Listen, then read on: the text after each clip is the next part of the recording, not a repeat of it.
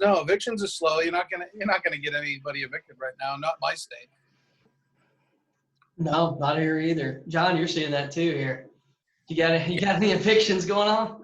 No, I mean, everyone paid this month. I am looking at 25.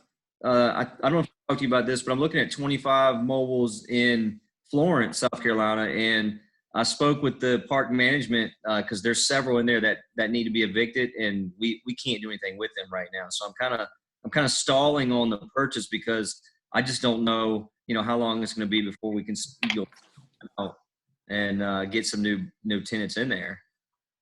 And man, we were talking about that, man. That was one of the issues right now that I've been a little bit concerned about was just, without people having jobs, that we have that many qualified tenants out there, that really have an income and can really qualify.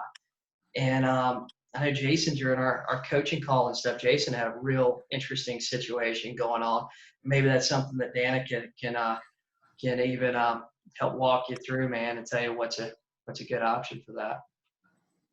Yeah. So, for me, listen, we had one eviction going prior to everything going down, and the week that they shut down the court was that Tuesday I was supposed to get him out of there. But my situation is different from most, where I've been buying all my investment properties the last year and a half with hard money loans, and with the idea of refinancing out of them. And here we are, where I'm looking at probably having a bunch of tenants who can't pay, and I have a ridiculously high payment because it's 12% interest. It's not a bad time to refi, though, because rates are still really, really, really low. So I think as long as you're in a good equity position on those properties, that you shouldn't have any issue getting them. Well, I don't know. How's your actual verifiable income, I guess, is the question. It's actually because most of them are commercial loans. All the commercial lenders are shutting down any new commercial loans. And especially since we purchased them and got stupid amount of equity, they want seasoning of a certain amount of time. And it was, 6 months for most of them. Now they're all like, oh, I don't know. We're looking at maybe a year and a half, 2 years. And I'm like, I can't do 2 years of this. That's a lot. So that's where we're at. It's because most of them we bought in LLCs, some are 5s, some are 6s, and it's just, we're looking at it's not the traditional, I got a couple singles and multis that we could do it, but we're like 2 months away from 3 months away from that 6 month mark. So, I actually have one where I had the lady, I've sold her place, it's under contract. She's buying a flip. Well, she's actually going to rent to own on a flip that we did. And she went to Peru before everything happened, and she's still stuck there. And it's been over a month now that she's been down there. And now we have a vacancy up here that we can't really fill because we have asked for that seat. Wow. Yo, that's nuts. Are you all feeling that stuff? All of you investors? Like, are you feeling that everywhere in the country? Probably because not. I don't know that. Me and JT, we, in the trailer world, it's a little bit different, isn't it? Dealing with the lower end rentals, I think we're going to see more pressure on like the rentals and stuff like I have. I lost the screen here. Can you guys still see me? Can you hear me? Yeah. Okay. I can't see anything on mine, but I can see. Unfortunately, my eyes are burning. Yeah. There we are.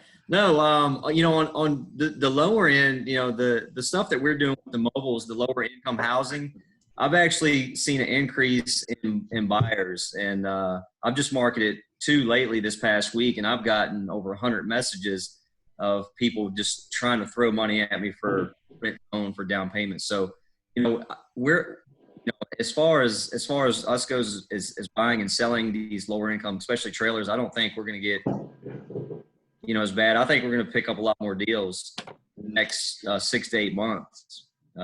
Even starting now, probably people are starting to get worried watching the news, and they might be panicking a little bit too soon. But we're going to find deals from here on out. Oh, yeah. I think you're going to find a lot of people. I think you're going to find some old timers and stuff like that are going to want to on the bigger, plexes, get out of them or whatever like that, not even deal with it.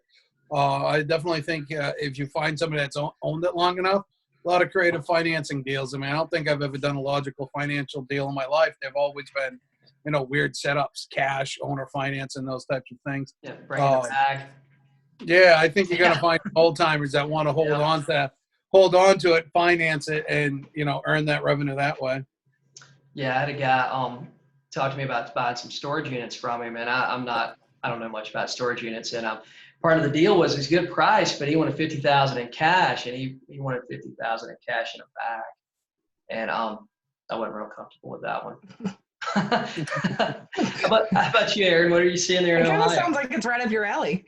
Yeah, you would think, right? Wrestle with alligators and do a big cash transaction. Yeah. You would really think that I'd be rushing over there to make a deal, but let me ask you: Does he have Bitcoin? does he have Bitcoin? Sending it right over. So, Aaron, what are you seeing there in Ohio? Ohio's always been kind of a boring state, right? It's just where everybody flocks here to stick their cash. So, since I got into the business 7, 8, some odd years ago, I don't know how many exactly on the tail end of the recession, we've always had people from Chicago, California, New York, all the places where you can't really make any money. All those guys have just been throwing money at us left and right for years. And they're holding up a little bit right now because those have always been bigger money people. And we're actually starting to see a lot of these small time guys. You're not exactly your mom and pops, really not anybody experienced, but we're seeing a lot of people who are just kind of like your average Joe that have 50, 100 grand saved up somewhere in the stock market, and they're trying to save that, and they want to throw that into something that's going to give them a decent return. They're actually like, it's pretty cool to see because people are their minds are blown that they can actually get a hard, real, hands-on cash return and not just a fancy number on a spreadsheet. So we're kind of seeing a new emerging market of what you guys are talking about, the lower end. People like the security of Section 8. When stuff hits the fan, people go back to where the money's guaranteed to come in. I probably got to tell you something. Aaron, so it's funny because in Connecticut, we get a ton of New York buyers because, especially for our lower end towns, whatnot, because, but it's almost always entry point buyers, like people who haven't done it. And a few of the ones I've talked to have started looking at Ohio a lot more. And so what are you seeing as generally like a good return in your area? Well, everything's kind of up in the air right now, right? So, when I got into the industry, people were looking for, 15 caps, things like that. And it started going down and down and down. And before you know it, earlier this year, end of last year, we were looking in that 7 cap was like a really deep return. But listen, it's solid. You got to understand our market out here is the stability of all the business we have, right? We're a state that tends to shelter recessions very well just because of the business-friendly, tax system we have here. It's not the best, but it's definitely not the worst. And just Where's here? What was that? Cincinnati. Yeah, take a look at Cincinnati, for example. We've got, I think, last count, 7 Fortune 500s, 11 Fortune 1000s, all headquartered in Cincinnati. The 2 largest trucking companies east of Mississippi, headquartered in Cincinnati. We had another 40 Fortune 500 and Fortune 1000s that had secondary headquarters in the area. So for investment people, they love it out here. You get a whole plethora across the spectrum of types of jobs. You really have to diversify who your tenants look like, and it's really not a high bar to entry. I mean, you come out here with a couple $100 grand, you're gonna be fine. You can pick up a couple of units without a problem. So people coming in from California, Chicago, even some of the bigger cities that are in the Midwest, they're kind of shocked that somebody with $100,000 can come in here and buy a rental and cash flow on day one. Do you guys have good management companies out there? No. I'd like to find the city that does have good management companies, hire those guys, bring them into pretty much anywhere else in the country, and we'd all be fine. It's the owner-operators that do the best. Yes. And the owner-operators are either going to be the small mom and pops, we're talking 50 units or less, or those big, massive companies where we're 1,000 to 3,000 units. Yep. Yeah, you know what? That was a problem like back 2007, 2008 is management. Well, management always seemed to be the problem. Like like management always sucks. You know, if you hire a management company, they're never going to do what you want them to do. They're never going to do it when you want them to do it. And honestly, I think it creates a lot of opportunity. I saw that back in 2007 when it was just prices were steady going down. I think we're going to be in this situation again because I think we're going to start seeing these multi-generational households. We're going to start seeing people go home and like live with their parents, right? They're going to start seeing the boomers start living with their children too, bro. Yes, and we're going to start seeing that too because, right now, gosh, I don't know where employment's going to go in the next 30 days. But even if we start back up, so let's say the economy starts back up right now, how many of those jobs are even still available?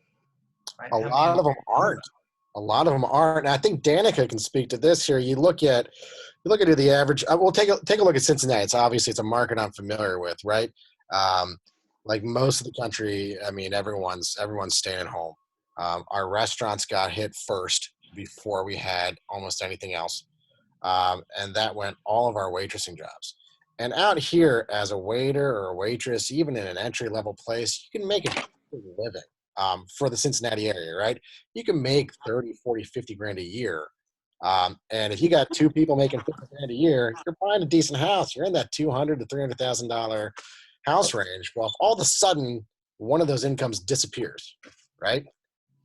How is that ever going to come back that quickly? Will it? I mean, and if it does, let's say if they were making $18, $15 an hour, right? Which is a pretty good job in our area, hourly and stuff in Myrtle Beach. If it does come back, is it still going to be at $15 an hour? Is it going to be at $12 an hour, right? Or could y'all, be. did you see the statistics on the forbearance this last few weeks? Like No. 30% or something ridiculous of mortgage holders in America requested more information on a forbearance. Like we weren't even 8 days into this bullshit when they all started crying uncle already. Like I was just talking to my sister on the phone tonight, and they canceled Burning Man. That's in August. Like they really are thinking that this is going to go for like 2 or 3 more months, and people are already struggling right now. So what's going to happen is they're going to be double struggled, triple struggled, quadruple struggled, and get to June, and this whole thing's going to drop out. It's going to. We're still in it. You look 3 months out, 6 months out. Yeah. The whole forbearance thing makes a lot of sense. Everyone's looking into it because nobody has a savings, right? Right. So the majority of these jobs aren't jobs that people were expecting a bigger paycheck from. These were paycheck to paycheck people, right? So when we talk about 30% of our workforce disappearing almost overnight, it makes plenty of sense 8 days in, 10 days in for these people to call in about a forbearance because that second check in that household, most Americans are two income households. Well, I mean, the average American spending 107% of what they make. They can't afford a $400 emergency, right? But right. So we're not gonna bounce back from this. This year is a fucking wash. All right. First of all, this year is a wash. We aren't going back to where we were. There's too many economic factors. If we really drill down into, I don't want to make this political or anything like that, but if we actually look at the geopolitical and the economic factors of what's going to happen, the Federal Reserve is being driven off a cliff for the first time. They're trying to bail assets, but they're being forced to put the assets on the book. The Treasury, is it being nationalized? Is it not? What's the implications if that happens? Okay, does that debt with the national with the Federal Reserve go away? How does that all change? There's a lot of things happening there. Also, it was exposed, and you're going to see a big boom, especially in areas where, and this is where it's important to start to take a look at where's there emerging communities. Gary Vaynerchuk said Knoxville a few years ago. We're seeing now how vulnerable we are to a foreign country. I don't care the name of the country that controls our medications, that controls our vital things. These things should be made in fucking Nebraska with a big fence around it. They're being made from somebody else that these are life-threatening things. So you're going to start to see a lot of manufacturing come back to America. So those middle-class jobs, those are huge. I'm old, man. Y'all are young. I'm 48, right? When I was a kid, man, everybody had a manufacturing job. It was what drove America to greatness. But they've been slowly moving. Plastic factory, man. They used to build out these little bread baskets where you get them at the grocery store. And my job was to take a little razor blade and cut off all the little, sharp ends to it. And then we'd stack them up. I hated that shit. Right. But we're going to start to see those jobs come back, which is going to actually make that middle class strong again with the manufacturing jobs. Trust me, we're going to see it. But we're not going And to be that's when the Steelers fans come in, you guys. Yeah, What's that? that's right. So the Steelers fans come in and start taking Hey, over. but You know, real I'm hoping quick, that they go away and all this. Right. talk about the forbearance though. Like, all right, so we're talking about investing, right? Hmm. I know a lot of my investors are using this to their advantage. You know, they're requesting forbearance and they're lowering the rent for their tenants. Hmm. They're still putting money in their pocket for the next 3 months. Hmm. They look great to their tenants, Hmm. and it's just going to be a huge overall win for them. Yeah. You know, but they're also not looking to buy another property immediately, so it's not going to really affect them on the next financing right away. Well, I mean, but is it or is it not? Because what are you going to do on July 1st when we start reporting it 120 days late? We are not lose a job. close to the end of government intervention and stimulus. Yeah. Oh, I agree. I I agree. There's a solution. It's going to get tacked Actually, on to the end of the mortgage. And a lot of them already are. Yeah. So at 4:45 on Friday, because when's another better time for FHA to release huge information? Jenny Mae actually published something that said you remember the whole servicing thing and what's happening there, where the servicers have to pass through the payments even if the mortgage holders don't pay it. Well, they eliminated that. So that was the solution we needed to kind of free up a little bit of that for over the next little while. So I think those lower credit scores and the FHA hard loans will start coming back quicker now. Because the servicers can go, like they don't have to, they already are short millions of dollars from the margin calls weeks ago. And now they can unpucker their butt cheeks. I don't know when we say ass in this group. They can unpucker a little bit. They can unpucker a little bit and, this is my group. They've heard worse. So what that's going to free up that forbearance stuff pretty quick, I would think. So that's huge. What's going on with credit score, man? Are they changing qualifying factors? I mean, up and credit score up, or what? Is there any loosening going on there? What's going on? 640 and down is kind of rough right now because they expect people with 580 to 640 credit scores to have 3 months reserves and forward thinking. But they, things like that. They want $6,000 in the bank, and these people just don't have that. So they don't even have 400. So no, I mean, it's not there right now, really, in the market. The non-QM stuff's gone. The jumbo stuff is hard. But, that low credit stuff, that Jenny Mae thing that happened literally 2 days ago is going to be huge for us. Everyone keeps saying to me in the mortgage market to look out next week. I'm not really sure what that means yet, but they say something big is going to happen next week. I can't remember who it was. For some reason, I'm thinking JP Morgan. But I seen an article where they said 700 minimum credit scores. Mm-hmm.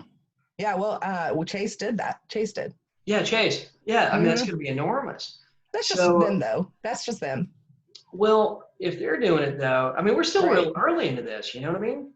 We're so early into this. Yeah. I think that it's going to I think guys like John Trevette that are doing these lease option deals and owner financing deals with properties that he's paying for, his own cash or investor cash, there's going to be a lot more pressure on them from people that want to buy a house. But I think it'd be a really good time to be doing that for sure. Yeah. Because by the time, 6 months to 12 months, once they get done with that rent to part of the contract, they'll be ready to own because the 580 credit scores will be back and they'll have the down payment by then. So that's what drives America, baby. 580 approvals. 580 would have to be. Yeah. Well, FHA is not going to change that. FHA is out there at 580 for a reason. It's trying to serve the lower income and those markets, the emerging markets y'all were just talking about. So it's going to come back. And it has to.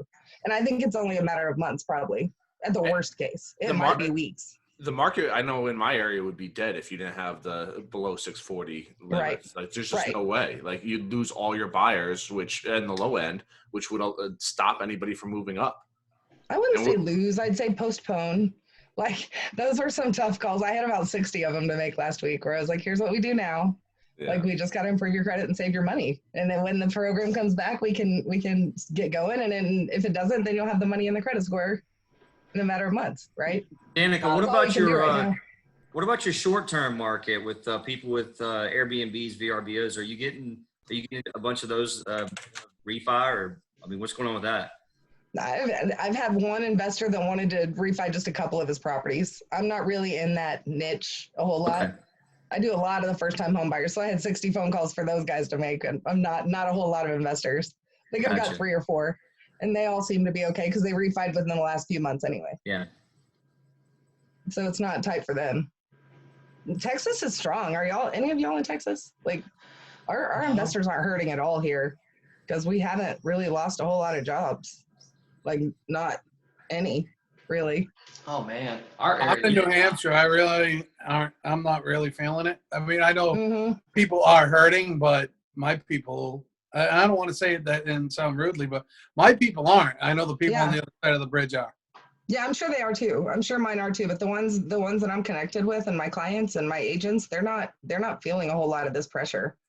No, They're still my able to people get are things all sold. gassing They're up the being very- vehicles because they think it's time to go out there and clean up again.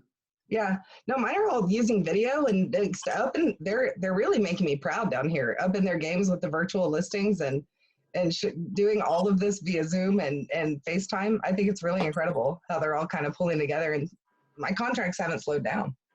It's pretty great. I think our market, the realtors are trying to figure out how to get approved for unemployment. And, but I mean, we have like I seen the article the other day said that our hotel bookings for the year are down 87% right now. And I know, John, you do a lot of VRBO. Like, what are you seeing with your VRBO? You Rush. can't even rent them right now, can you? Like, even if somebody said, I mean, well, technically, yeah. you know, We actually, yeah. So March, it's gotta be a secret rental. we were booked bootleg investments. we were booked 24 days in March. In April and May, we're almost 90% booked. Every single one canceled or rescheduled. But we did some backdoor bookings, so we're still doing private bookings. We just can't do it through Airbnb. So we had someone check in today for 2 weeks, which is thank God, because I mean that's 3 mortgage payments that it would have been gone. So there's still a way to do it. You just can't do it through VRBO or through Airbnb until You're seriously bootlegging investments. That is freaking awesome. We've got this underground. Well, now the thought police Y'all, are going let's to know all capitalize about on it. We should probably not talk about this on live Facebook video. So, Danica, I'll tell you, JT's got. I always call John JT, and that's what I know him as until I was friends with him on Facebook. You know, but John is even doing. John's even doing camper rentals, which is That'd really be fun. That's a really super cool. interesting. Yeah, it's a really interesting niche. I So might rent a camper. Like, I was jealous when he first started telling me about it. I ain't gonna lie, dude. I kind of want Aaron I was to looking at recreate campers the for like weeks. smoke lodge or whatever the hell that was that you did. Oh, dude, that was incredible. But how do we bring it to here? How do we like capitalize on it? No idea. I actually almost did it. I almost bought a little 1 acre plot of land in the middle of nowhere down the street. Hell yeah. I had to figure out how to buy like, a $20,000 sweat lodge thing. And I'm like, that's too much. I think that's where I'm headed. I'm just going to start writing a manifesto and find a sweat lodge and smoke a lot of weed. I think that's it. Yeah, If this goes on too much longer, that's probably going to happen. Yeah, 3 months away from that, the probably. loans and yeah, maybe a couple weeks. Y'all keep watching. If I start cracking, I'm sure you'll see it. Yeah. So guys, I want John to tell you about this whole renting camper things. This is like crazy. I kind of slipped into this on accident. 2 years ago, when we started buying and investing Airbnb properties, we decided to put our personal home on Airbnb because we saw the potential and we saw what it was doing. So I booked our house out almost through, for a complete. So we went to Florida, and me and my wife, we were like, we've got to, instead of staying in hotels, we've got to, do something that's going to save us some money.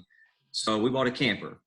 As soon as I got the camper, the way my brain thinks is, if I can do this with a house, why can't I do this with a camper?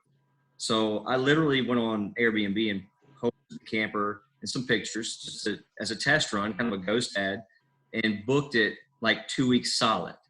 So we came back to Myrtle Beach, and the way I do it is we have so many campgrounds here in Myrtle Beach that I just advertise the multiple campgrounds, and I let the guests pick which campground they want. We pull it in, set it up, and they pay their campground fee, plus they pay the camper rental fee.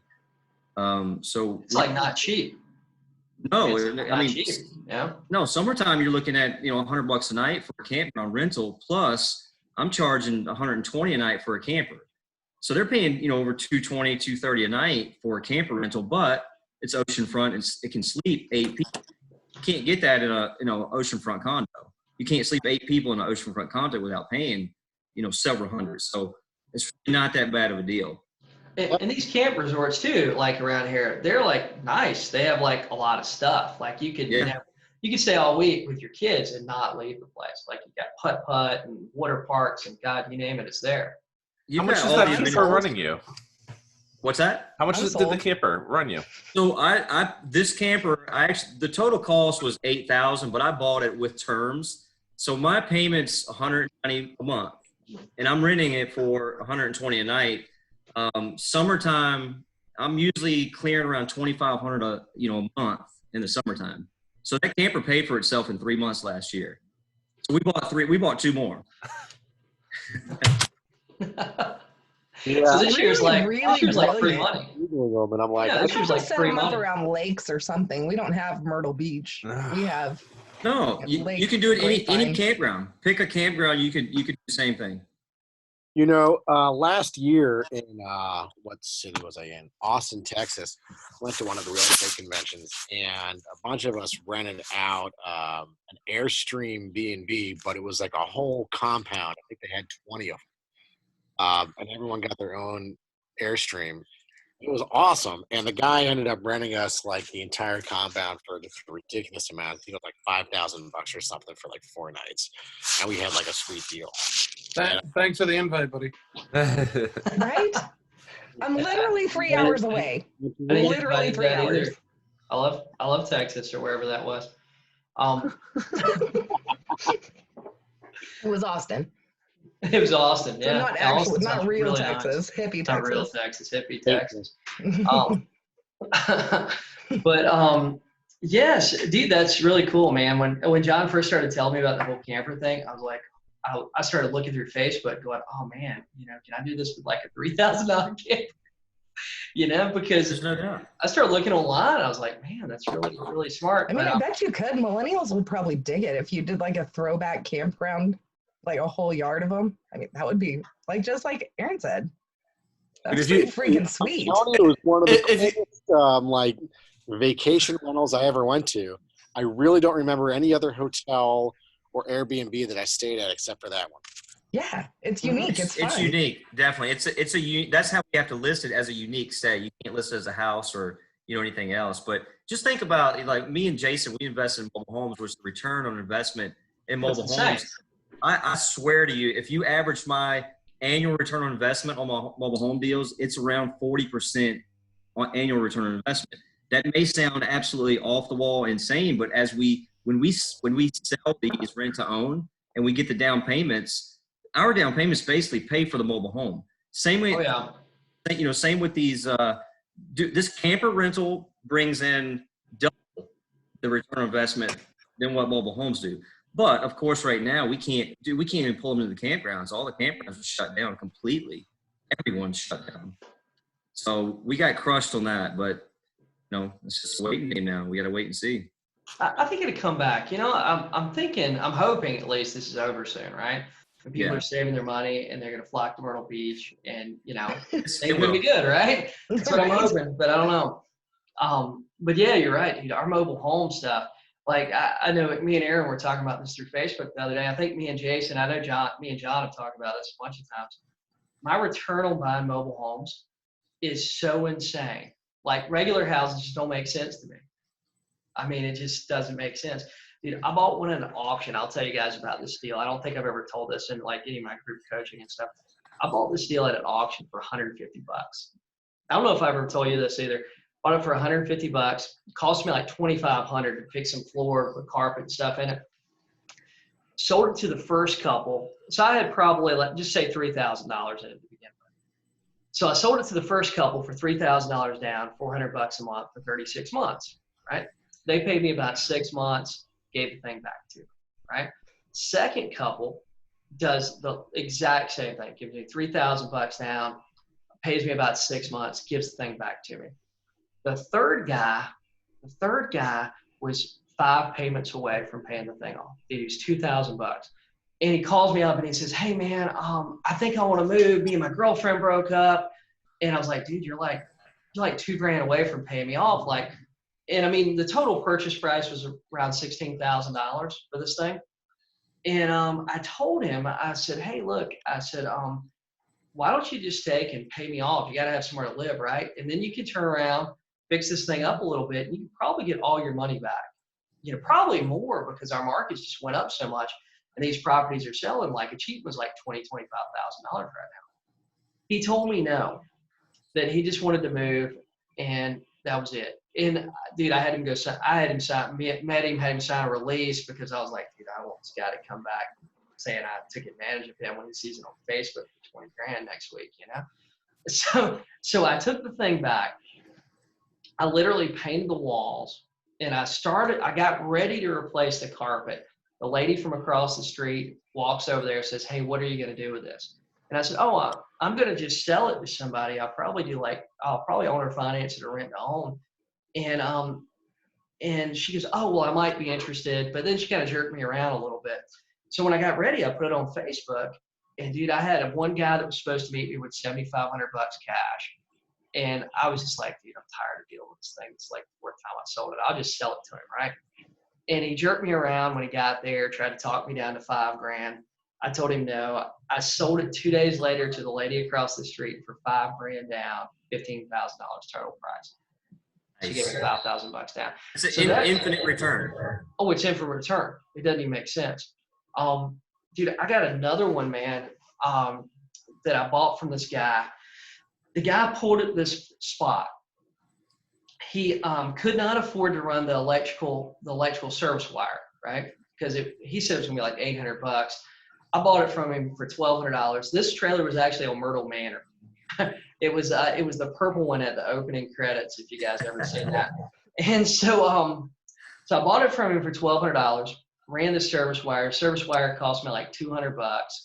I mean, we didn't even vacuum the floor, man. This guy calls me back like 2 weeks later. He goes, hey, what are you going to do with that trailer? And I said, dude, I'm just going to rent it out, I think. And he goes, hey, will you rent it to me and my wife? And I was like, well,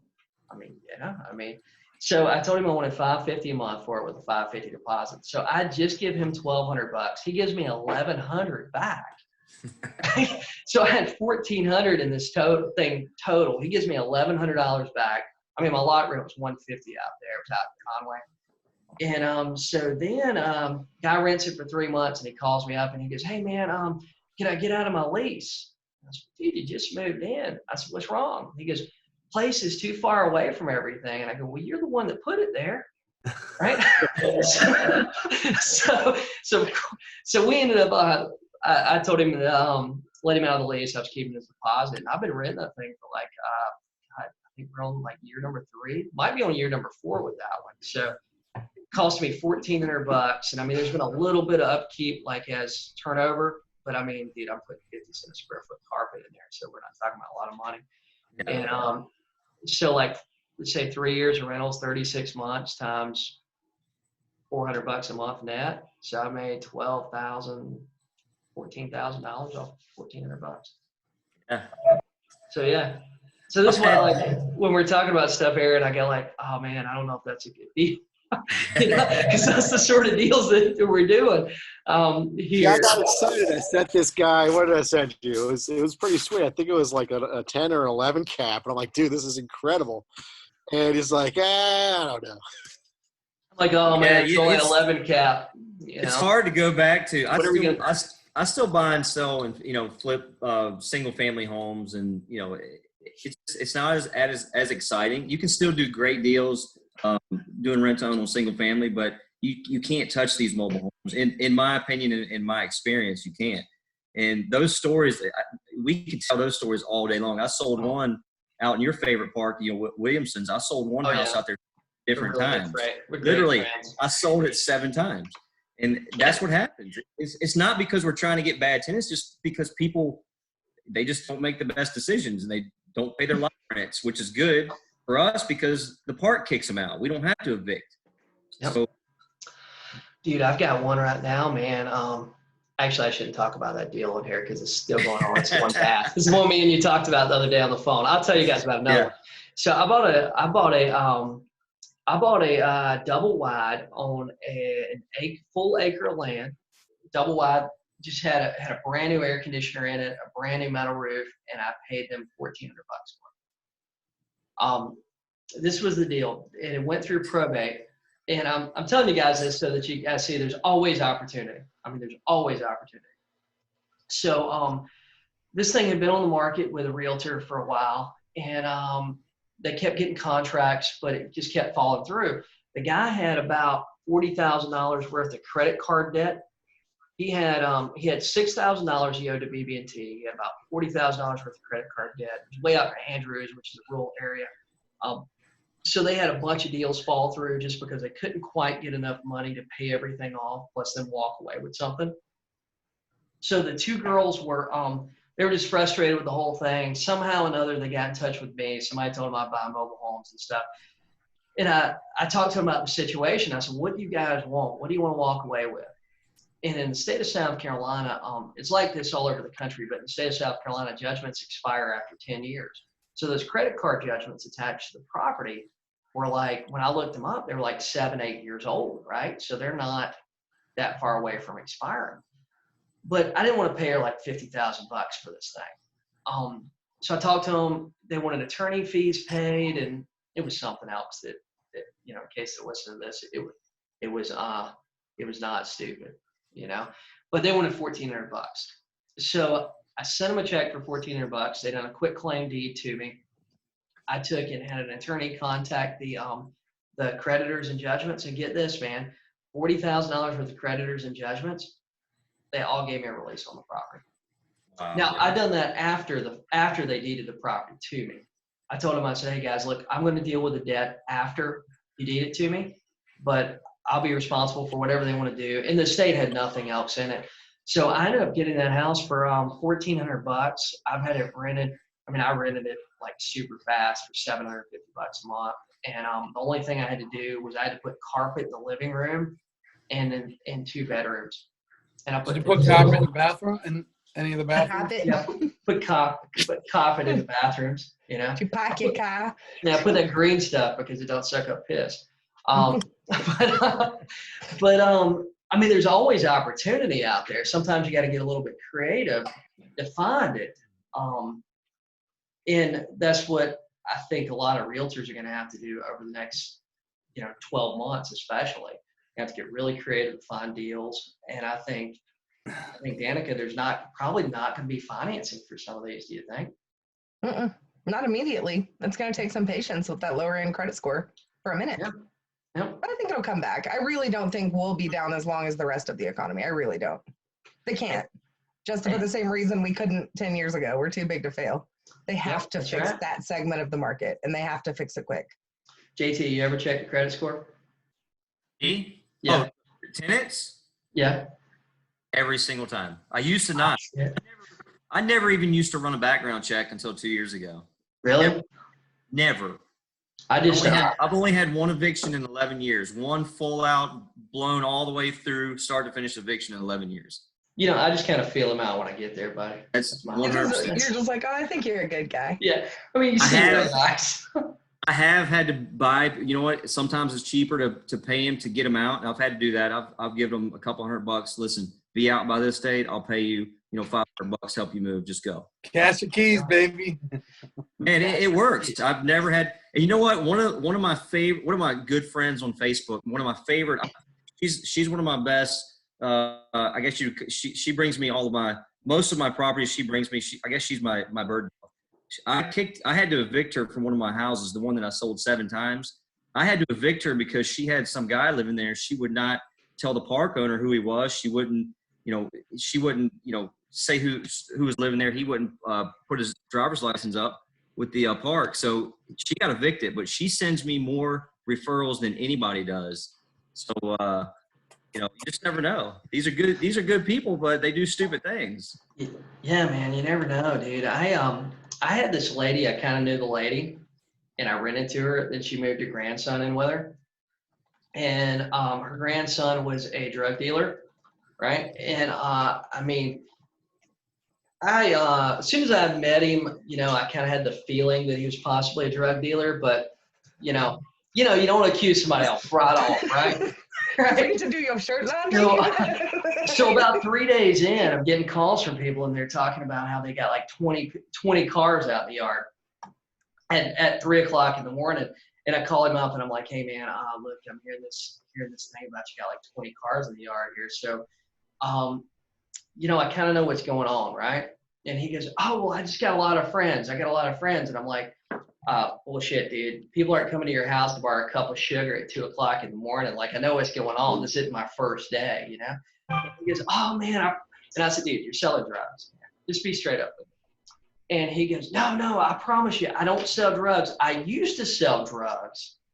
And that's probably the rumor you're hearing." And I'm like, "Okay, whatever." So about a week later, the DEA kicks in my door, and it was a big deal, man. They surrounded the place. They even had the armored vehicle out there. And so I was getting calls from it, and it was really, really kind of insane. But it had nothing to do with me. You know, they didn't want Jason Morris. They just wanted this dude, right? And get this. So this is even the crazier part. So when they went in, they made out this guy out to look like he was a really bad dude, like in the newspaper, because they did 3 or 4 busts that day. And of course, his name was top of the list, and looked like he had 30 or 40 guns, but he didn't have a gun because he was a felon. But he had heard that some people were going to rob him, and he's about 400 pounds, and he was too fat to run. So he'd got him a bow and arrow. So all they got from his house was a bow and arrow. But anyway, so he goes to jail. And some coke? Like, did they not find literally anything else? They found it looked like an assortment, like a small pharmacy, but some of it was homemade stuff, you know. And so he ends up taking so he goes to jail. I go over there, talk to the grandma, talk to his baby's mama, who had just had a baby like a week before, right? And they're asking me if I could put the door on the hinges, and you can see the round mark where, you know, they took the battering ram and knocked the door in. And I was like, "Oh man, this is really, this is probably bad, you know." But I really don't want to kick out the grandma because, you know, she's on Social Security, she's guaranteed rent, JT, you know. So anyway, but I don't know if you guys know this, but when that happens, this was kind of a shock to me. When that happened, I mean, I'd had problems before. I've been doing this since 2007, 2008. So I'd had those issues before, but get this, man. So I went to the magistrate, and I talked to her and have a good relationship with her. And I said, "Hey, what do you, can I evict these people? Like, what can I do?" And she goes, "Well, they haven't pled guilty to the charge." And she goes, "So you can't evict them for that charge. You can't evict them for illegal activity in the house." Have you guys ever heard that before? Yes, sir. Yep. Due process, man. Innocent. Yep, due process, innocent until guilty. So I looked at the guy's charges. He had like a $40,000 bond, right? And I was like, "Oh shit, no way this dude's getting out." Well, apparently he sold way more drugs than what I thought he did, because he had no problems getting out of this thing. He had a Bell's Mazda like the next day. And so he gets out, man. It was the same thing over again. And they raided his house 3 times, and finally I just went to him and said, "Hey, guys, you got me." You know, but we're still friendly. I guess that's the point of that. I seen him in the grocery store the other day. He's a drug dealer. We chatted. You and the drug dealer? What's that? You and the drug dealer are still homeboys? Yeah, we're still boys. Nice. Yeah, he's really friendly. I went over there and I was like, "Hey, dude, I'm sorry, man, but you know, this is the 3rd time you got raided. I feel like it's probably time for you guys." Right. It's not me, it's you. They're gonna keep doing this to you, you know. The 2nd, 3rd time, they didn't even find anything. His little brother hid in the dryer. Hold on. Jesus, Jason. Can't even make that up, can you? Right. Oh, it's so wild, man. It's so wild. Dude, they had the grandma handcuffed. So there was like 8 or Damn. yeah, the That kind of grandma. party. Yeah, This is South Carolina. I don't doubt it. Right. Oh, dude, you know what? I don't doubt it. I don't. But yeah. So they had grandma handcuffed, and while they had grandma handcuffed, people just kept coming in the house, and they just kept arresting more people. Oh, this was one of those that was absolutely insane. I mean, this was the worst one I've ever had. This was like a couple months ago. But actually, I think as the market goes down, we're probably going to see more than that. More of that stuff. see a little bit more, people trying to make a little extra money selling their grandma's pain pills. Yeah. Is that why grandma was in handcuffs? So they could take her pain pills and sell them? Well, no, no, God, that's so common. These kids take grandma's pain pills and their Percocets, right? And they just sell them. I mean, that's crazy. When you start doing I've been out of the rentals, drug game too long. I don't know. So I used to manage like about 300, 350 rentals, like during the downturn of the last downturn, right? And I mean, I could tell you guys stories for days. I mean, but yeah, that's a common thing, believe it or not. The grandkids live with grandma. Grandma's on whatever pain pills because of whatever it is. And the grandkids will take her pain pills and go sell them. Honestly, with rentals, I mean, it won't be long. And like Jason, I don't know if you manage your own, Jason. John, I know you don't manage your own stuff, but it won't be long, man, until you get some strange offers, You get offered trades. Jason, or Curie, I'm going to bounce that around my loan officer mastermind people and see what we can figure out. There's got to be some solution for that problem that we were talking about 40 minutes ago. Like, yeah, I appreciate it. A solution. Anything you could do, because from what I'm told from every commercial lender I've talked to, is there's no like hard guidelines. It's whatever their bank feels like. It's really crazy. I would almost think that there would have to be some sort of government relief for you guys too, where like we can go bulk a bunch of our stuff and get a lower rate on it and save money. So there's got to be a solution from dude who owns a couple investment properties to Chase, right? Like there's solutions for both of those people. There has to be solutions for everyone in the middle. Well, the problem too is like, so my hard money lender, I don't think that's going to fall under any of the mortgage guidelines they're releasing. He's basically a legal loan shark.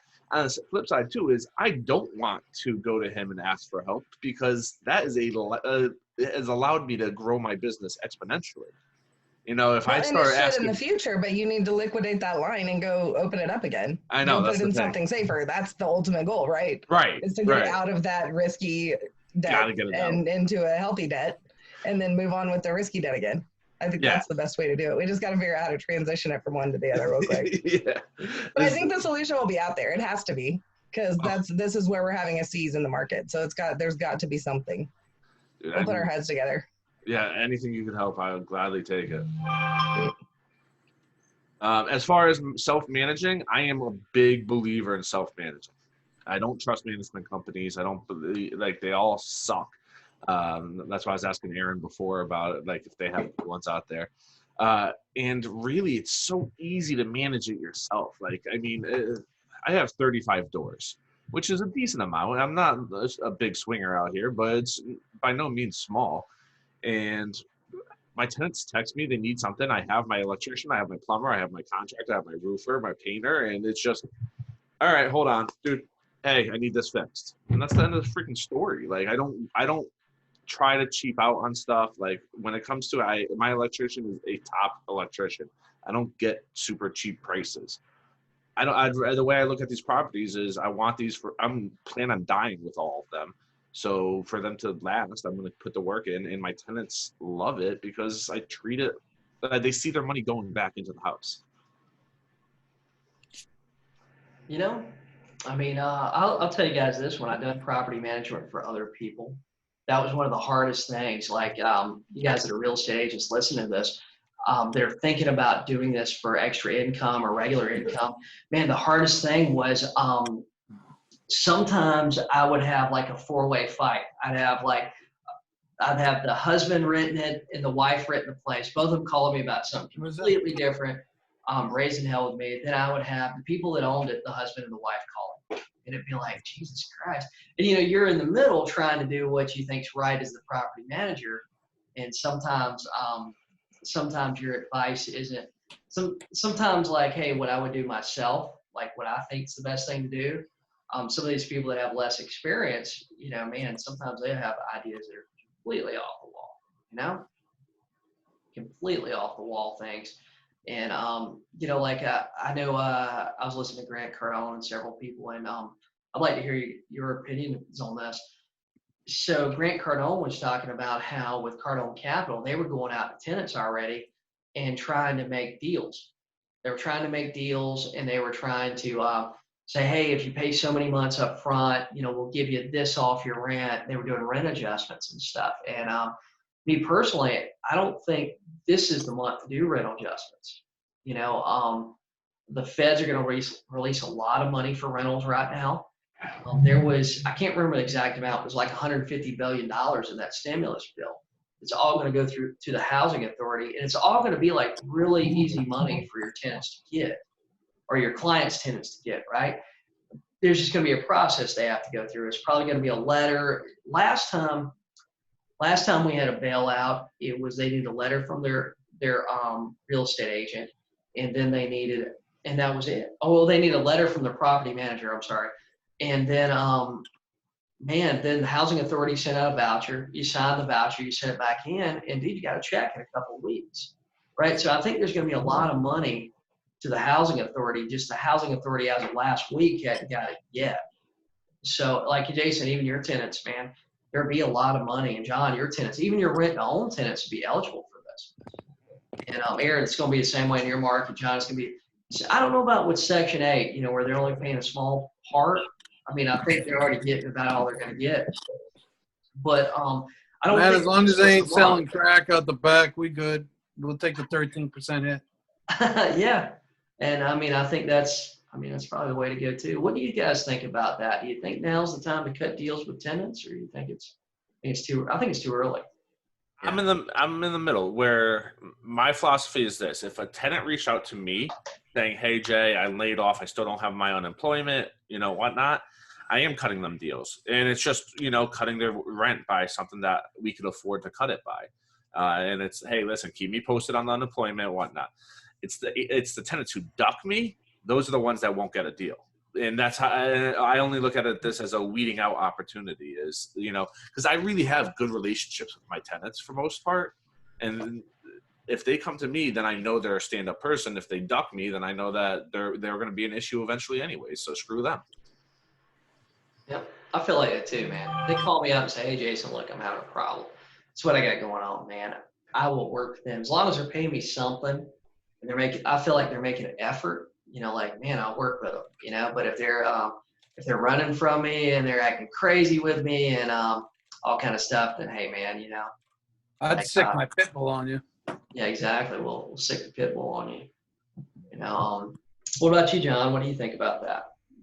Too early to cut deals, or I think I personally think it's a little bit early, because what, a week and a half, 2 weeks with being out of work here in Myrtle Beach. But like you guys, man, if I have a good relationship with all my tenants, and if they call me and say, hey, JT, I'm having some trouble, I'm not going to be able to pay you in full, I'll work with people. There's no doubt about it. I want to keep that relationship good. I want them to keep paying me for the next couple of years. So it obviously will help them out. There's no doubt about that. So I just think it's also good karma. I'm not a huge believer in karma, but I do know the more good stuff you do, the more you get back, especially as realtors. People will refer you all the time because you went the extra mile. Like, if you could take a small haircut here, you should. I mean, one of my clients, he dropped the rent from $1,200 to $850 for all his tenants. And I'm like, all right, that's a little bit excessive here, man. Like, he's like, oh, Jay, it is what it is. Like, we want to help people out. We're seeing the issues. And he's from New York, so they're seeing a lot of that firsthand. So it's a nice gesture, but I guarantee 95% of those tenants will remember that, and they're not going to want to move to find another landlord. Also depends how long this stuff goes, man. So I'll tell you, I am not the big investor like a lot of you guys are. I'm the guy who's in the middle making the money off of all of you guys. And the investors that I talk with are planning and stacking cash for 3, 4, 5, 6 months from now, for when people like you, Jason, with 35 doors, you're cutting deals left and right, all of a sudden you're out of deals to cut. Right. And these guys are used to it. And maybe we're still in the middle of this thing, haven't fully recovered. We're looking at people like you who are going to need a rescue. And, the government's not coming after these small and mid-time guys to help them out. They're going to come after the big companies who've lost out, but they're not going to come after the the Jasons of the world. My investors are, who have been stacking the cash, pulling out of the stock market elsewhere, who have not been cutting the deals, or have a big enough portfolio to not cut those deals, or not get hurt by those deals, and they're going to come in and buy up everything and anything they can. Every investor I've got has been kicking themselves for not buying more property, when all the '08 stuff started.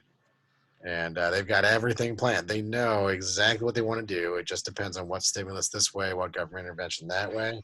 Where am I going to slide my money? I gotta say, I mean, that's the most common thing I think every investor that's not new is saying is like, I get another shot at '08. If this goes the way it looks like it's going, I have another shot at '08. I only picked up one in 2009 or 2010, and then buy another one till 2012 or 13. They're all like, I'm gonna just start shooting, and it's just gonna keep going. Like, Yeah, that's how I feel. yeah. I feel like now we have an opportunity. Like I'll be honest with you, I haven't liked real estate in the up times. I like it in the bad times when things have been when I felt like as a real estate agent we had some value. I felt like there were opportunities out there, and I think those opportunities are going to be back. I hate that it's at the detriment of other people, and but I mean that's the way the economy in the world works. I think if you work really, really hard and you work smart, like over the next 2 or 3 years, you can either, as an investor, you can acquire enough property. As a realtor, hopefully you're on the front lines and you're seeing enough deals that you can pick one. You can cherry pick one or two here and there, right? And then the rest of them you can pass to John, and I think we can make enough money and acquire enough rentals that 2 or 3 years from now, you're not dependent on a job. You're not dependent on a regular paycheck, or if you sell a house or don't sell a house, or sell a mortgage or don't sell a mortgage. It's not really important. And like Johnny Moe said, this is the time to get creative, right? Yeah. This is the sweat equity time for the people who aren't cash heavy. This is the time to start networking with your investors, saying, "Hey, Bingo. You went through this. You are on the verge of retirement. You don't want to be in the management business. How would you like to just loan out the cash and make a higher return without the headache?" Right? This is the time to get that kind of creativity in there. Let me tell you, man, how I do a lot of work. When I was selling real estate, I did a lot of work with doctors, surgeons. They get paid a shitload of money. So I'd rent a boat. We'd go out. I mean, I would charter a boat, take 6 of us. I'd take 3 of them because you allowed 6 people, me and 6 others. So I'd invite 3 of my surgeon friends, and they all knew each other, and they had to bring a friend. Well, I'll tell you what, that boat was worth tens of millions of dollars from the incomes that these guys all arrived at. We've done a lot of projects together. This is where you got to get creative and understand business. This is why I put business management down people's throat, is because you got to understand business. How does an LLC work where you're investing and you got partners, making sure you don't cross the lines of a real estate investment trust or REIT. So you can start LLCs with 0 money. Man, I've built every company I've ever built, and everything I've ever done, I've done with none of my own money. I've done it with other people's money. I just put I invested the brain and the time, right? So learn, be creative, learn who's got the money in your circle. My portfolio seller from, what was it, 2 years ago, same way. They did not invest any of their own money until a couple $1 million into it. And then they ended up selling that thing. We sold that for $19.1 million. It was the largest public market deal, in the tri-state area, so Ohio, Kentucky, Indiana, in 10 years. So it was a pretty big thing. And they got really, really creative because they're borrowing cash from a lot of people, right? And everyone's like, well, what's going to make this a safe investment for me? So they said a couple of things. A, it's going to be backed by real estate, right? So if I mess up, you got a performing property for you. Boom. And B, we're hyper localizing it. So that means our target is to control about 30% of the rentals in this neighborhood, because then we can mitigate what other landlords are doing to the rents. So that way we can make sure that they aren't like cutting deals left and right, destroying the rental values in the neighborhood. Yeah, you're able to stabilize. Yeah, yeah. So I mean, it was incredible. So they had in some neighborhoods, I think they were in 14 total neighborhoods, but in some neighborhoods they had upwards of 30% of the rentals in that neighborhood, and they effectively controlled the rents. Right? I mean, it was pretty cool. Like that, nobody could really undercut them because the majority of the ones that went on the market were theirs. Yeah, and we got 3 or 4 people up in my area where they do the same thing. I mean, they're probably up to 500-600. A couple of them up to 1,000 doors, and I mean, they go in and they do a real good quality job every time somebody moves out. I got a friend of mine that owns a syndication company. They're invested in $2-3 million, $4 million, upwards to $20 million projects. They come in and they rehab the complete thing, turn the management team over, get the vacancy from 80% to 95% or whatever, or the occupancy, I should say, and they turn around and they flip it. If you do things just a little bit better, doesn't actually cost a whole lot of money, but you actually are able to control. Everybody knows that, hey, I'm going to go into this place and get granite countertops, pergo floors, tile this, high grade carpets in the bedrooms. Once you start getting that reputation, man, we got people that have waiting lists for their flips up here. They're buying big old mill buildings and turning them into apartments or condos, with the high ceilings and everything, real cool. There's waiting lists because they know the quality of the work that's coming out, right? Yeah, well, it's that standardization that you talked about, right? So, I've had the privilege of working with a lot of investment companies, and the ones that are succeeding the most and have the least amount of problems on the face are the ones who standardize that. Every property gets the same granite. Every property gets the same HVAC. Every property every X amount of years gets the same replacement on a roof or on a this or on a that, right? So that does a couple of things. That mitigates their costs substantially, right? So they can come in there and they can just run circles around all the other investors doing a dilly-dally. Well, you got a warehouse full of stuff, and you got a huge discount. That's all they gotta do. It's like, I just bought 400 water heaters this month, and I got them, on 50% discount because, I can't. Nobody else can touch that kind of stuff, And then when you go to sell that and flip that into something bigger or whatever, everybody loves that because it's just pre-built. So all of a sudden you've got this thing that's earning 18%, and you're selling it to somebody else who's like, oh, I don't have to do anything. Sure, I'll earn a smaller return for something that's already stabilized. Yeah. Crazy. I wanted to bring up something that Danica had mentioned a while back about opportunity that's coming up. And this is going to be huge, especially for a lot of realtors. We have so many realtors in this town, Jason. A lot of them aren't doing a whole lot of a whole lot of anything. Yeah.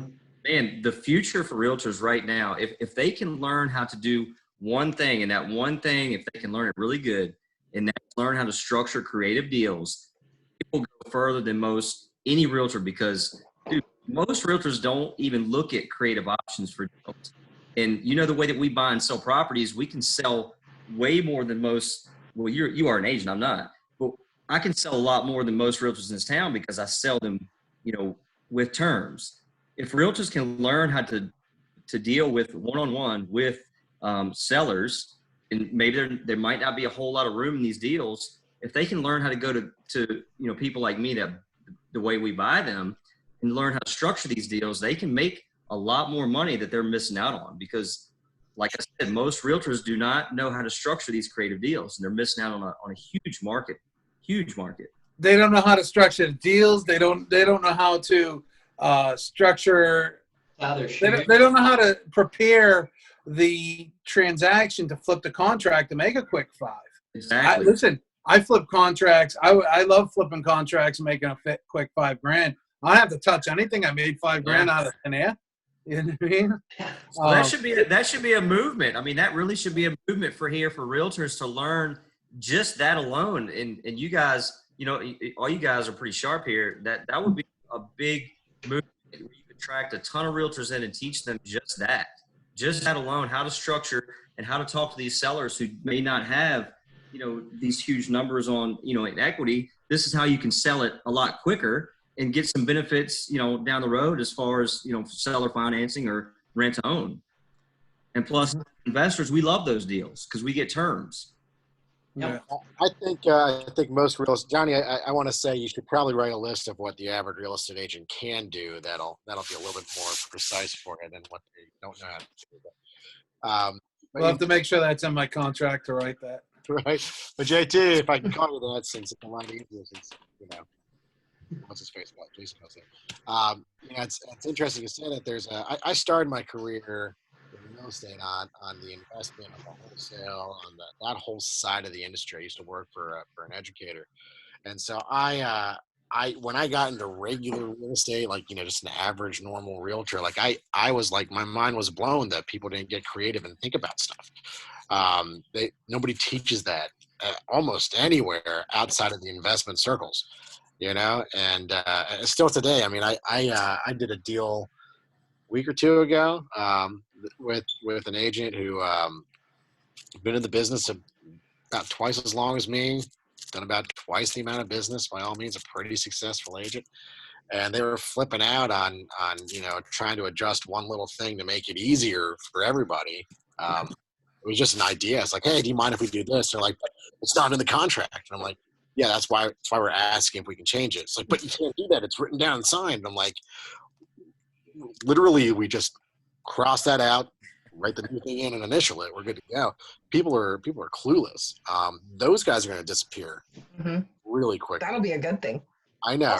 Also in lending, like if you can't be creative and out of the box for your buyers in lending, you should probably just get the fuck out when you can, right? Yeah.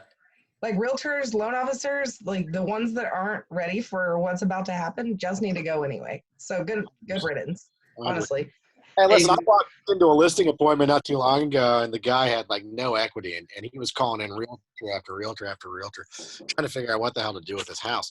I said, "Hey, man, let me ask you a question. How much is your mortgage a month?" And I don't remember what. I think it was like $900 or something, like nothing. Well, that neighborhood, that house would rent for maybe $1,500-$1,600 a month, right? So the guy's got zero equity. Like he literally cannot sell the house and pay an agent or really any of the transfer taxes or anything, right? Well, you could sit there and cash flow, depending on how he manages that thing, a couple $100 a month. If he's really strict with his numbers, $50 a month, right? If he's real loose, $400 or $500 a month. I think I was the fifth realtor in there. Nobody even thought to come up with that idea. It blows my mind. Listen, man, it's 1984. They're programmed just to do this, and all they can think about is selling that house because they got to pay their mortgage. Right. The whole creativity thing, it doesn't really exist. Well, I mean, so that goes across the board, but I mean, like Danica was saying, even lenders. I teach a lot of people to get into investments. That's one of my big things, right? So owner occupied, whatnot. Most lenders don't even know that a unit does not have to be empty for them to buy. They just have to have the intent to move in. And I get in arguments with lenders all the time because they're like, "Oh, stay in your role, stay in your role." I'm like, if I stayed in my role, the job would never get done. There are some great lenders out there, and don't get me wrong, I'm not crapping on lenders in general, but there are a lot that don't know what the actual guidelines are. So when it comes to doing the investing stuff, we need to learn a lot. I won't flip a contract. For me, that's just not something that settles well with me. But I will gladly buy one from somebody who's flipping a contract and get a sweet deal. Like, I'm fine with somebody making that $5 to $10 grand, 15 grand, whatever. I mean, we bought 2 of the buildings. We got 11 units between 2 buildings for $280,000. The guy flipped it for $40,000, that contract. The property's worth $450,000. I'm okay with that. And listen, if it's a good deal, man, it's a good deal. There's no reason not to take it, right? Right. Well, $2 is $2. How many investors do you talk to, or investors you talk to that are like, well, he bought it for this. Why does he deserve to make $20,000? Who cares? You're getting $50,000.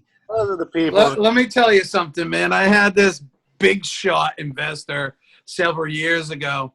Big shot, Mr. Big Shot, right? He's the only one that can make any money. I had property lined up for it was a 3-family. I had it lined up on the contract for $92,000.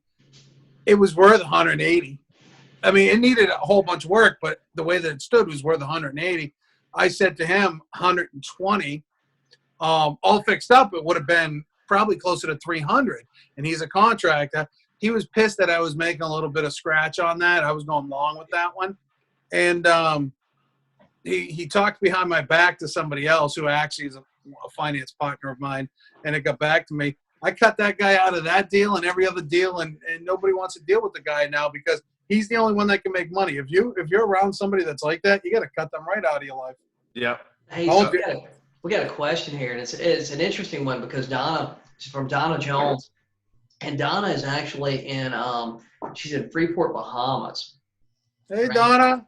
And yeah, Donna was part of our 30-day mastermind we did a while back. But her question is actually for John Trevette. Give us realtors some ideas on structuring deals. You know, as you can imagine, if our market's suffering, usually their market follows ours and follows ours on the way up and probably leads ours on the way down, you know?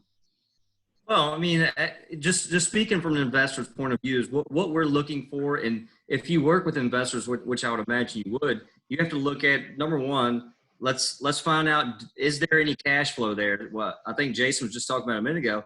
If there, you know, if you can get, you know, let's say $1,200 a month rent in that area, and let's say their house payment's only $800, you've got room there for someone as an investor that would want that deal for the cash flow. Let's just say they don't have any equity. If they're at, let's say they owe $100,000 and, you know, that's, you know, there's no equity in there. There's still room for an investor there. It always works better if an investor can scoop one up like that, get cash flow, and have 15 or 20 grand in equity. Those deals. And we see those all the time. I just picked one up 3 weeks ago where this guy had a property management company here locally that knew that he was behind on his mortgage. He was behind 3 months on his mortgage, 6 months behind on HOA, and HOA was about to foreclose on him. We came in, paid, it was like $3,500 in HOA fees. It was around $2,000 for his mortgage. So I was out of pocket around $5,000. He owed $97,000 on the house. So we bought the house basically for $5,000. That was worth $150,000. So we've got a shit ton of equity in his house. His mortgage payment's around $900 a month. We can rent it for $1,500.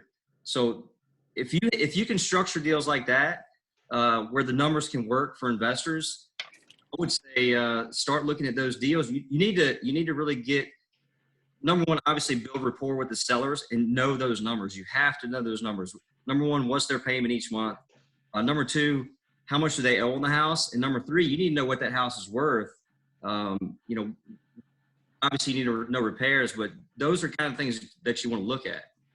So real quick on that, John, because I do hear a lot of investors saying, hey, you know, you agents should be bringing us deals like this.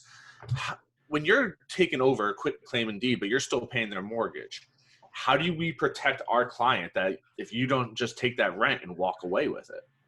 Like, say that again. What exactly? So there's been a lot. So like you're talking about his mortgage was $900 a month, right? So you're taking over his mortgage essentially. Exactly. But the mortgage technically still stays in his name. 100%.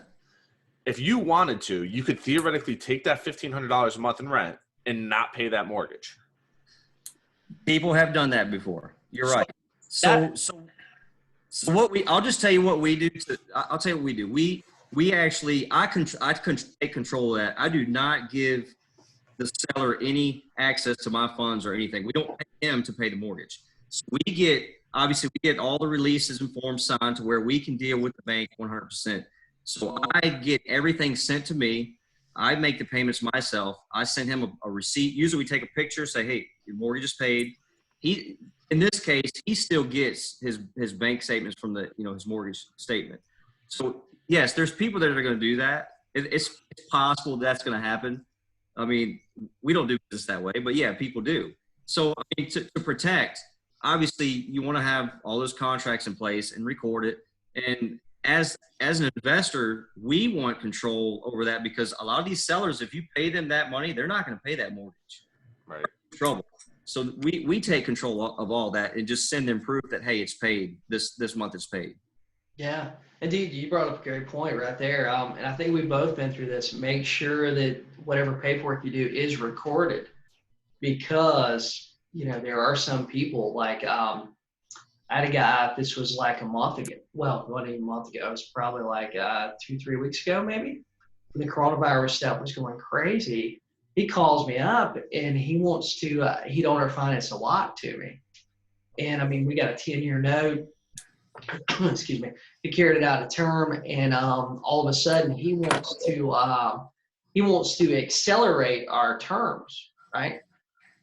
And he tells me how he wants to accelerate our terms. And fortunately, I've done a lot of real estate stuff, and I know what my rates are, and I know what I get some great attorney advice, and but our agreement's recorded, and we had a conversation about him accelerating the terms of what exactly would happen.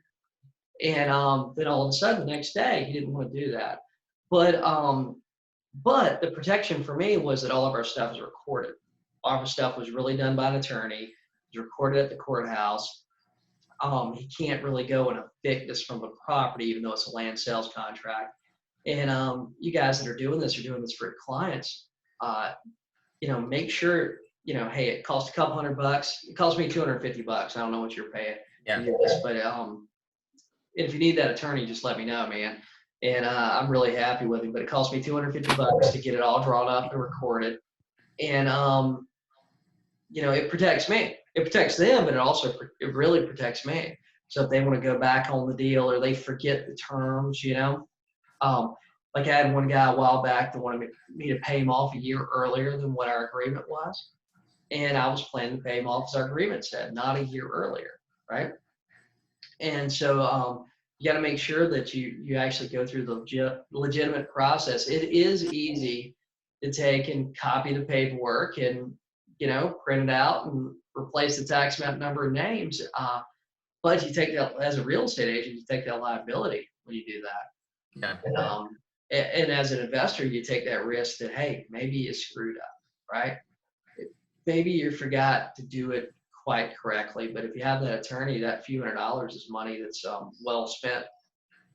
Well, that's why real estate agents need to find an investor who does these deals and find out exactly what exactly do the numbers look like. Let's just throw some numbers out on a typical and find out what they look like, so they know when they come across that person they're going to come across that in the next 6 months. That's going to happen. It's guaranteed. So that's a huge opportunity that most are going to miss out on. Very few are going to get it. And the only reason I even think about this is because I get realtors that call me all the time that know me in this market. And they ask me, there's one broker in town, we're friends here. He's one of the sharpest brokers in town. And he's an investor. But he still always calls me, how do you structure these rent-to-own deals? I'm like, dude, I've told you this 100 times. But the same thing is happening with these realtors that don't structure these creative deals, and they're missing out on a huge part of the market. So, JT, I'll tell you what the issue is they're thinking like realtors, they're not thinking like investors, right? Yeah. So if you look at the average, and investors, they make the same mistakes too. You look at the average real estate agent, they walk into a listing, their first thought is, hey, can I get this listing? And then maybe they're like, hey, can I double end this listing, right? That's about where their thinking stops. And it should really go top down. First question that should go through their head is, hey, can I buy this thing, right? Whether with my money or some creative financing or an investor's money, who knows what, right? And if I can't buy it, can I control it, right? Can I take over the rents or something?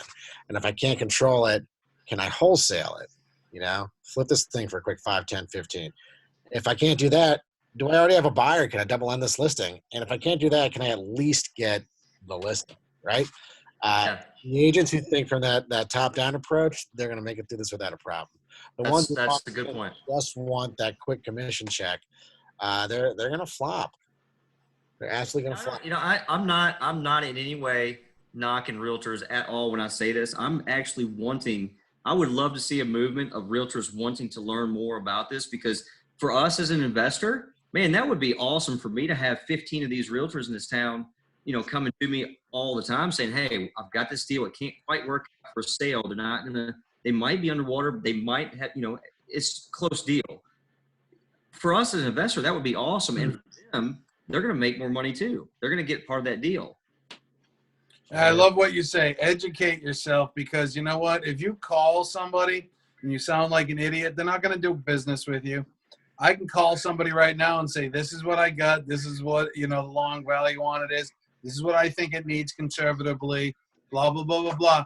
I do deals over the telephone based upon my word because they trust me, right? Right. Yep. Of course, they can pull out if they really want to, but they trust me. I have made them money. We've all made money together. But you got to build those relationships now, because if you go looking for that relationship when the deal comes up, whatever the situation is, it's going to be too late, and you're going to get, you're either going to lose it or you're going to get taken advantage of. Yep. Right. I agree, guys. Well, I tell you what, we went over that hour. I told you guys this was going to last. I tell you what, let me do a quick recap here, and you guys can add anything you want to, and we'll wrap things up. So, the number one thing we probably need to do is quit watching the news. Watching so much of the news. The news is insane. Number two is mortgages are getting tough. I think that's what Danica said, basically. Mm-hmm. Inventory is going to go up. We got a lot of deals falling out. There's going to be a lot of opportunities coming up here. It's going to be a lot of multi-generational households where grandma and granddad are probably going to be moving in with the kids, or the kids are going to be moving back in with mom and dad. And probably the number one thing is the lower end will prevail. There's going to be a lot more pressure on that lower end as the market. I think the market's going to continue to decline. I think we're just at the beginning of a decline. I think that 2008, we kind of rolled down a hill. I think 2020, we fell off a cliff just now, Yeah, it's a fucking mountain for sure. Yeah, I mean, and hopefully as time goes on, the next 2-3 months, we're going to see lenders open up again, and maybe, let's probably stay optimistic. Hopefully, things won't be as bad as what I think, at least. I'm probably the only real estate agent out there that's like super excited about all this. I love chaos and bullshit. But anyway, man, you guys got anything you want to add, Aaron? We'll start with you. Yeah, go to the guy who talks the most first, right? No, I listen. I just, like I said, think top down. If you're an agent, get in that investor mindset, and don't be afraid to start reaching out to people. I put together about $100 million in less than a week on investors, just with a handful of phone calls. People are just ready to jump into stuff when we see the right deals come through. Will they all buy from me? No, because there's other agents around the country doing it. But, at least they're on your list and you're in a pipeline. They're on my list and we talk. So when you meet a guy like JT, let's just put this in perspective. You meet a guy like JT. JT's putting out the "We Buy Houses" signs. He's getting deals that realtors, we're not going to get that, right? Because technically, it's a gray area if we put out those same "We Buy Houses" signs. It might be wrong. It might be Not for me. Not for you. Not for you, but depends on what board member you go in front of when you go in the real estate commission. But when you meet that guy like JT that's in your local market, you got a lot of opportunities. You got a list that might want to buy that property that JT's got under contract and he's willing to sign. Can I jump in on that, Jason, and just parlay with this? Yeah. This is what pisses me off about most agents is they're going to try to pigeonhole JT. Okay. Right. And they think, oh, he's going to relist with me, or get pissed when he doesn't relist with me or whatnot like that. Listen, JT's working with 20 other people. You got to be okay. Just getting that slice. Just getting that slice. Not the whole pie. You're not going to get the whole pie. You're not going to tie him in. You're not going to get him into your referral system and all that other stuff. You use him for what he is. I get a deal. Either he's going to buy it or not. On to the next. My number one person that I can call, his son owns a Coldwell Bank or a manager. I don't know how it all works. And I know he's going to get all the listings. I'm okay with that because I can dump the property real quick to him if I need to. Right? Agents got to be okay just getting that small sliver and that piece on that transaction versus trying to get it all. I would like to add to that, though, is you should also have priority investors. I have investors that will relist with me. They are loyal. Those are my go-to initially. Sure. And then I'll jump down to somebody who said that I know it's like, all right, this guy will buy, but I'm never going to hear from him again until the next time I come up with this. So I definitely build it, but also be loyal to the ones that have been there the whole time and make sure. Oh, man, I got my pecking order. It's like, good. Oh, crap. All right, let's get rid of it. Well, yeah, and that's the thing too is I feel like a lot of agents are always trying to win that big dog who buys 50 buildings, and it's like, dude, screw that guy. He's last on my call list. People work with the people who are best for certain scenarios, right? So when I listed that big portfolio, they had a real estate license, right? You know, they could have listed it publicly themselves. They chose me for a reason, you know. I sold them 10 of their, 300, 400, properties we sold. You know, I was good for something really specific. I got my slice of that pie. Yeah. That's it. Take the slice and be happy. Yeah. Yeah. I would also say though, this too is agents reach out to the wholesalers. Like they're generating leads of people who don't want to take their shitty offer. Like if you can bring them a couple buyers, and usually they'll throw me a small commission. It's nothing special, but my buyers are getting in great. But then I'm trying to get those names from them on the people who didn't, so that I could list their properties. It's a great way. And right now, mentally, with everything going on, I'm excited for this because it's actually getting me excited to be like, okay, I got to get some scratch together and buy some more properties. So now I can't wait for this over. I'm not trying to work too hard during this. I'm going to hammer the phones after and just go listing nuts just to get money back in the pocket. Well, I think it's a great idea. I think it's a Take great some idea. doctors fishing. That's right. Take doggers fishing. And yeah, I think it's a great idea, man. Get on the phones, prospect, call every person you know. I tell you what, John, what do you think about what's going on? What do you like to end the call with? So going back to what I was talking about, I like to make a recommendation for, we're in a special time that we've never, 2008 is when I started investing and I had zero money and I learned how to buy and sell real estate with zero money. And I literally did my first 4 or 5 deals with absolutely, I had $19 to my name when I bought my first real estate property with no money down. And I made $9,500 literally in 2 days. And I learned that from a book that I read in 30 days. It was called 30 Days of Cash by, I'm a Dean Graziosi follower. I read that book. A month later, I did my first deal and made $9,500 because I learned how to buy and sell, creatively. So the recommendation I'm gonna make is, even going back to 1989, my dad bought a book, a whole cassette album for me, Carlton Sheets. Carlton Sheets. Carlton Sheets. So I'm just gonna say this: go out and talk to these realtors and teach that they need to learn this stuff. Like we are in one of the most unique times you're ever gonna see in a lifetime right now for the next year. I think.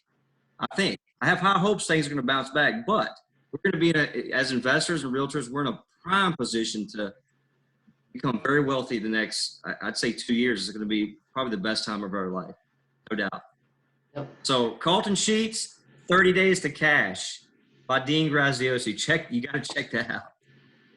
How about you, Danica? What would you like to wrap up with? What do you have to say? And tell us how to get in touch with you. Are we gonna do that lender thing on next Wednesday? Because I think there will be some more information in 3 days. We are actually. I think so. Week. Larry texted me about it a little bit ago. Yeah, I think if we're gonna hop on that, I think just stay tuned is how I need to close it out tonight because there's gonna be something's happening this week in my world and I have no idea what it is yet. But I'm excited to figure it out. Yeah, so guys, I really appreciate you guys being on the call with me tonight. Guys, everybody's listening to this. If you have a question, I'm sure these guys, you can reach out to them. More than happy to help you. I'm sure you can reach out to JT. John Trevette is he's done deals all over the country. I know he just did one in Arizona not long ago. And Danica is doing mortgages. She's licensed in multiple states. And Aaron, Johnny Moe, and Jason Acuri, I know that they're more than happy to help you guys if they can. So guys, I appreciate you guys watching. I appreciate you guys being on. And I will talk to you all soon.